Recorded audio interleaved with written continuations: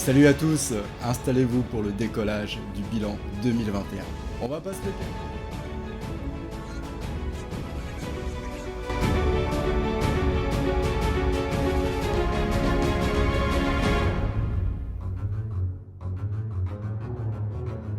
On va pas se le cacher, 2021 a été une année exceptionnelle en ce qui concerne les différents programmes spatiaux. On pourrait parler bien entendu de l'arrivée de Persévérance sur Mars, qui après plus de 7 mois de voyage, est arrivé à destination en compagnie du petit hélicoptère Ingenuity, ou un petit drone comme vous voulez. Du décollage de James Webb, qui a enfin brisé la série de 13 années de retard. Ou encore du tir du missile de la Russie, qui aurait pu réduire à néant toute la coopération internationale et toutes les avancées de technologie qu'on a pu faire jusqu'à ce jour. Mais pour commencer, on va parler avec quelques chiffres. Et comme je viens de vous le dire, ce fut une année exceptionnelle pour toutes les compagnies spatiales réunies qui ont effectué 145 tirs de fusée contre 114 en 2020. Et contrairement à ce que vous pouvez penser, ce ne sont pas les États-Unis qui sont arrivés en tête cette année, mais bel et bien la Chine avec un total de 56 lancements. Et comme vous le savez, à part le programme Shenzhou, on a pu faire 2 vols habités cette année, Shenzhou 12 et Shenzhou 13. La Chine malheureusement ne donne pas accès la plupart du temps à ces décollages. Les Américains, eux, arrivent deuxième avec 51 décollages, dont 31 à eux seuls effectués par SpaceX avec la Falcon 9. La Russie, elle, arrivera troisième avec quand même 25 décollages, ce qui est quand même pas mal quand on sait tous les vols habités qu'ils ont pu faire. Nous, les Européens, plus particulièrement Arianespace, arrivera en 4ème position du coup, avec 6 lancements envoyés en orbite. Et on terminera avec le Japon, 3 décollages, et l'Inde, seulement 2. Alors oui, le nombre de décollages, c'est important, mais on va s'intéresser plutôt au nombre total de satellites que possèdent justement tous ces différents pays.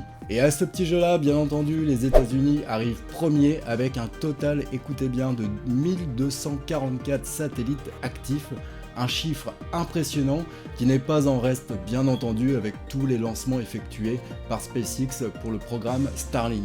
En deuxième position, on retrouve l'Europe avec 351 satellites et comme pour les Américains, on doit ce chiffre notamment grâce au programme OneWeb. On peut dire merci aux Russes pour le coup. La Chine, elle, arrivera 3ème avec quand même 110 satellites. Et franchement, c'est pas si mal pour une nouvelle puissance spatiale. Et pour finir, la Russie fermera la marche avec un total de 20 petits satellites actifs à ce jour.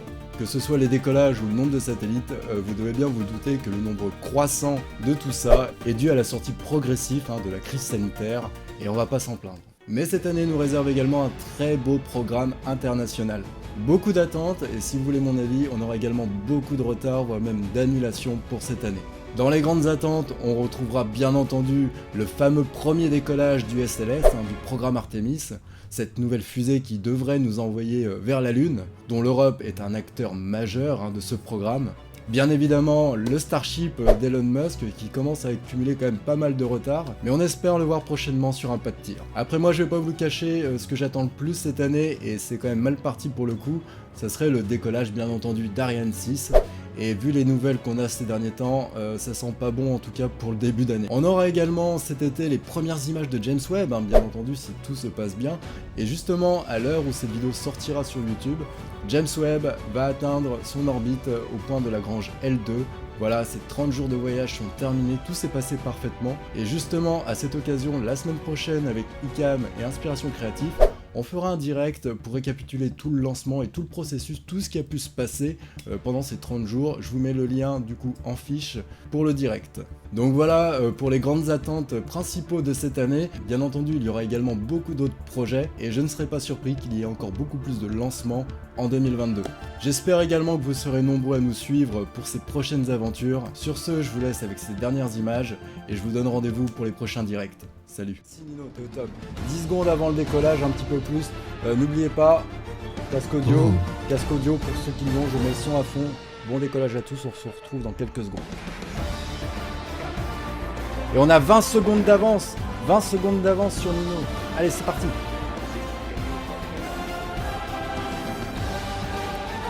Eh ben Nino, je tiens à te dire déjà que ton flux vidéo marche parfaitement.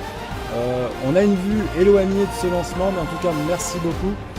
Allez, du coup le Soyouz qui décolle convenablement pour l'instant, qui éclaircit littéralement le ciel de Kourou. C'est beau quand même, c'est beau. Il y a pas grand chose à avec dire. la webcam. Ouais, quand il traverse les nuages sur la... Gros, c'est plus joli sur la webcam que sur le live.